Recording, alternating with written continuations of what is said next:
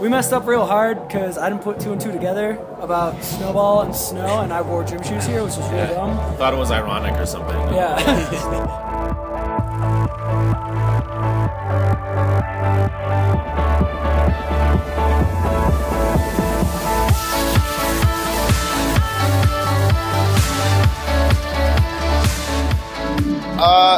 Hard to say. Honestly, I played too many festivals to pick one, but I can say that every single time I come back to Colorado, it's always amazing. SnowBall Fest. This is pretty amazing. Like, I was just talking to somebody earlier. This is the coldest show and the wettest show we played. And just last summer we played the hottest show ever in Summerfest in July. So we've had all ends of the spectrum. It's been amazing. Today. This is it today, right now. Yeah, absolutely. Great. I mean, looking around, seeing like everybody smile on stage, it was awesome. This is definitely the best day of my life. I don't know. Yeah. My favorite with the band was Hangout Fest. I think it was 2 years ago. Fuck yeah. We played in Houston the night before. It's in Gulf Shores, Alabama, and we got off stage at 2:30 a.m. and needed to be in Gulf Shores, Alabama for sound check at 10 a.m., which is literally impossible. Like, given the driving you'd have to drive 100 miles an hour to make it. So we were late for sound check. I was pissed off, didn't sleep, felt like shit, and I didn't know where we were going. I'd never been to Hangout Fest, didn't know anything about it, and we're driving through like a neighborhood. It's like, sucks. We made a left turn. Ocean was there. I was like, oh, this is all right. Saw the stage. I was like, holy shit, the stage is right next to the ocean. That's amazing. Then we're sound checking, or dolphins jumping, and as soon as we were done playing, I literally walked out the back, took off my clothes, and jumped in the ocean. And that was the best experience I've had.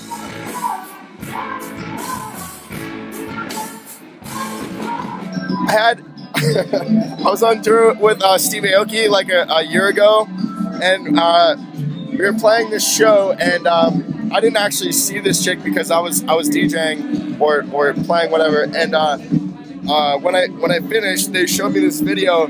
Apparently, this chick was like, every single track that I'd play of my own, she would start crying. And like, they showed me this video. They literally taped her for like 45 minutes, and every single time I'd play a track, she'd just be like, and like start crying, and like it was just like watching it was the weirdest. Last week we had a band like take off her shirt and rub her chest against the speaker.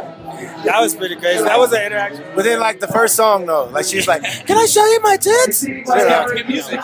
This guy got on stage and claimed "Hail Satan" or yelled "Hail Satan" and then broke our lights guy's lights. Like $2,000 damage. When they come up and tell you that they have sex to your music, that can be a little bit too much information. That's true. When there was one fan many years ago when we were first starting out, and we released our first EP, and his girlfriend told Julian, I think, that he would like whisper the lyrics to this song "Pretty Little Lies" to her while he was having sex with me. Nice, beautiful music. Yeah. It sort of like makes you feel proud and also sick at the same time. People sneaking on the bus is always funny. You know, like we're really nice dudes. Talk to people every show. Zach and I are always out front hanging out. We tour with a baby. Yeah. You can't just walk on our bus. That's kind of fucked up. Yeah. You know, like. And it always takes us a while to figure out. So we got so many people. We'll be hanging out with like, somebody for like an hour, and I'm like, so must be Noah's friend. Do you know anybody here? And like 2 hours later, somebody will be just drunk and being all weird. And I'm like, who do you know? And it's like, oh, I just walked up here. And we're like, dude, we got like, hey, we got babies, we got our laptops, we got. You can't just walk on, man. That's not. You got to be invited. Vampire rules, man.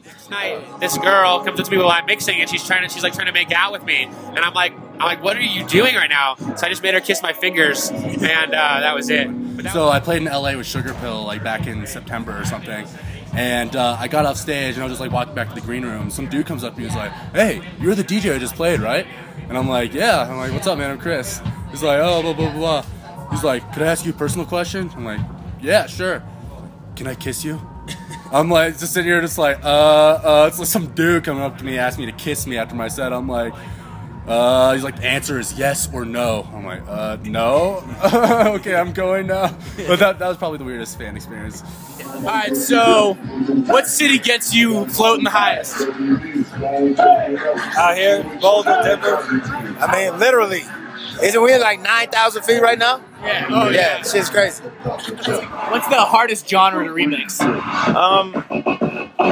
You know, like a lot of the times, like it's not really about the genre; it's about the song. Like, I kind of have the belief that a song is a song, like regardless of whatever the genre it is. Like, you can take a good song and it can be country, it can be electronic, it can be whatever. Like, that's for me. That's what like that's a good song. So I don't think of it like as in genres, but like sometimes like with a remix, like if I really like the song or like I'm really attached to the original, it's actually really difficult to do a remix for it because it's like you're I don't know, you just have this attachment to it. You don't want to mess with it, but you also want to. I mean, you're getting paid to do a remix. You have to do something different. You can't just, you know, you got to change it up a little bit. So, what type of music you guys play? We play electronic music. I wouldn't say. I wouldn't. It's like a sample based, funky, bass heavy, down tempo, bass heavy tune. Yeah. Being from Portland, how does that influence you guys? We're very green, and so I moved down to Portland, and it was just a fucking mecca of crazy cool shit you've never heard of. Yeah, coffee, film, food, like everything. So we really learned we really just learned a lot living there, and it's it's just the coolest city in the country. Man. Awesome. It's like go Blazers, right? Shit, yeah. Whiskey, Maker's Mark, which is kind of our go-to thing. All right, say we filled up a swimming pool with Maker's Mark. What kind of dive would you do into it? A cannonball, obviously. We don't die or drown. Yeah, a naked backflip. I don't know. Cannonball. Gainer.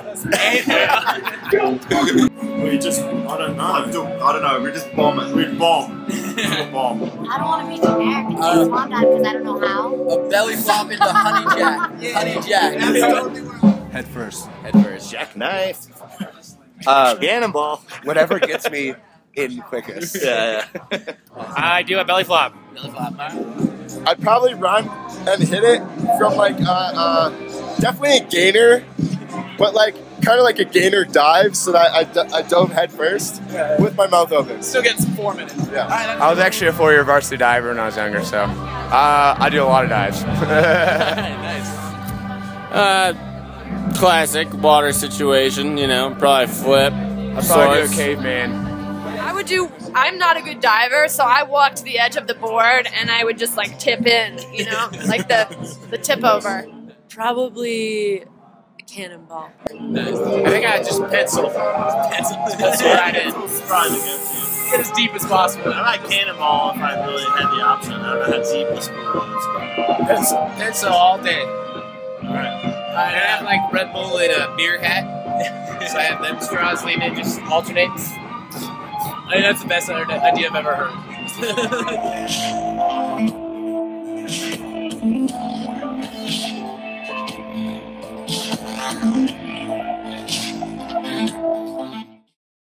Alright, we actually have a couple fan questions. Oh, nice. So, what does Red Rocks look like from the stage? Well, we actually haven't played Red Rocks. Someone asked me that. First one. My bad. No, it's all good. We haven't played. I'm sure it looks awesome. I'm sure it looks great.